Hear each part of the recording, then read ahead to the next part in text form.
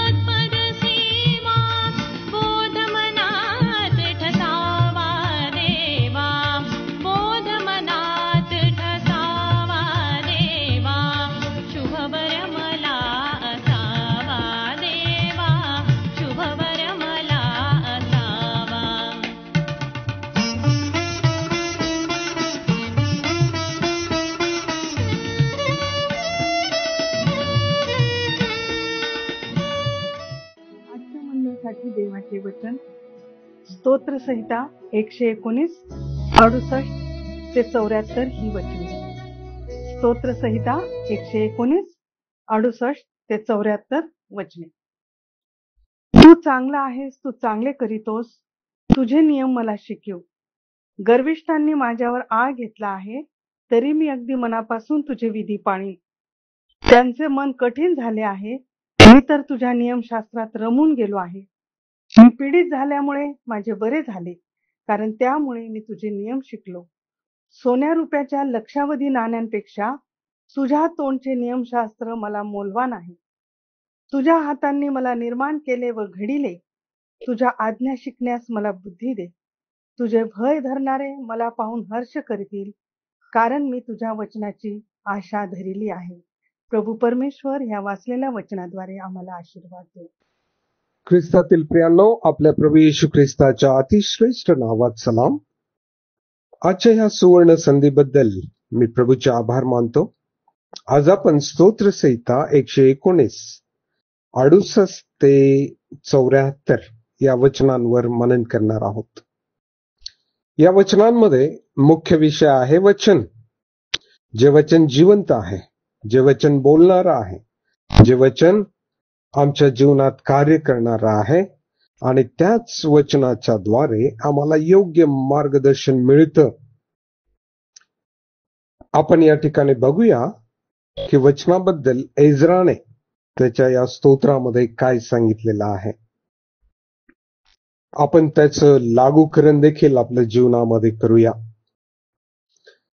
68 जे वचन आहे त्याने त्या ठिकाणी प्रार्थना केलेली आहे की तो म्हणतो, तुझे वचन म्हणजे नियम मला शिकव. वचन शिकण्याची त्याची इच्छा होती. वचन 69 मध्ये तो म्हणतो, मी अगदी मनापासून तुझे विधी म्हणजे वचन पाळीन. वचन 70 यामध्ये तो म्हणतो, मी तुझ्या नियमशास्त्रात रमून गेलेला आहे. आणि जे रममान होतात, मनन करतात, ते किती धन्य आहेत त्याबद्दल स्तोत्र 1 आणि 2 वचनामध्ये सांगितलेलं आहे की जो रात्रंदिवस देवाच्या वचनामध्ये रमतो आणि वचनावर मनन करतो तो धन्य आहे. तो जे काही हाती घेतो ते सिद्धीस जाते. त्याच प्रकारे परमेश्वराने यहोशवाला देखील सांगितलेलं होतं. यहोशवा 1:7 आणि 8 या वचनामध्ये नियमशास्त्र काळजीपूर्वक पाळल्याने तू यशस्वी होशील आणि वचनाचे मनन जर केलं तर तुझा मार्ग सुखाचा होईल आणि तुला यश प्राप्ती होईल. हे अद्भुत आशीर्वाद आहेत प्रियांनो. पुढे वचन 72 मध्ये स्तोत्रकर्ता म्हणतो, देवा तुझ्या तोंडचे नियमशास्त्र मला मौल्यवान आहेत. तुझं वचन मौल्यवान आहे. हीच बाब पेत्राने देखील त्याच्या पत्रामध्ये स्पष्ट केलेली आहे.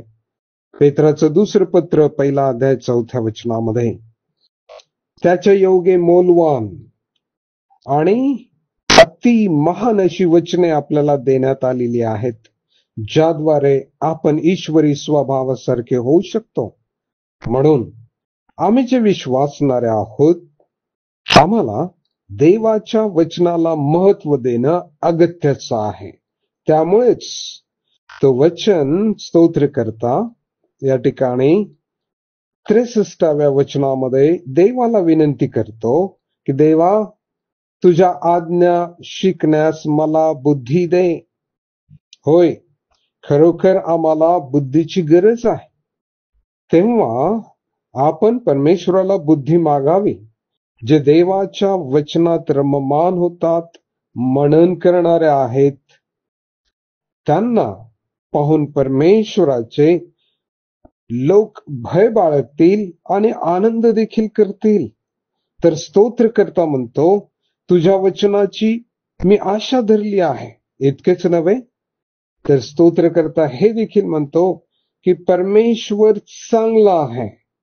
आणि तो म्हणतो तू चांगला आहेस, तू चांगले करतोस, म्हणून तुझे नियम मी शिकलो आहे.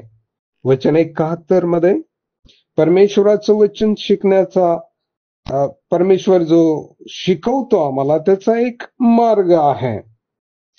आणि म्हणून स्तोत्रकर्ता म्हणतो मी पीडित झाल्यामुळे मी तुझे नियम शिकलो आहे.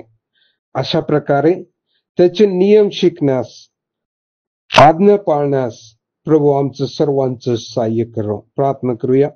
हे स्वर्गीय पित्या, तुझे वचन सत्य आहे, म्हणून तुझे विधी, आज्ञा, वचन, तुझे नियमशास्त्र मला आम्हा सर्वांना प्रिय वाटावे. तुझे वचन पाळण्यासाठी आम्हा प्रत्येकाचं पाऊल वाईटापासून आवरावं, म्हणून आमचं सहाय्य कर. प्रभू येशूच्या नावाने मागतो, म्हणून तो ऐक. आमेन.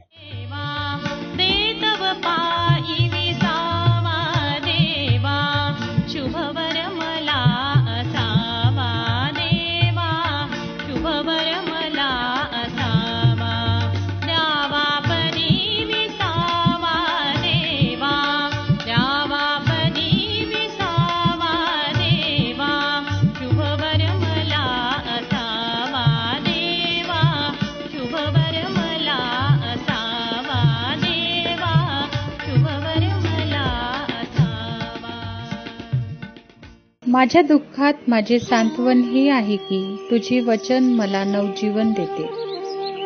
आमचा टोल फ्री नंबर 1-800-2700-333. आम्ही आपणासाठी या नंबरवर प्रार्थना करण्यास उपलब्ध आहोत. धन्यवाद.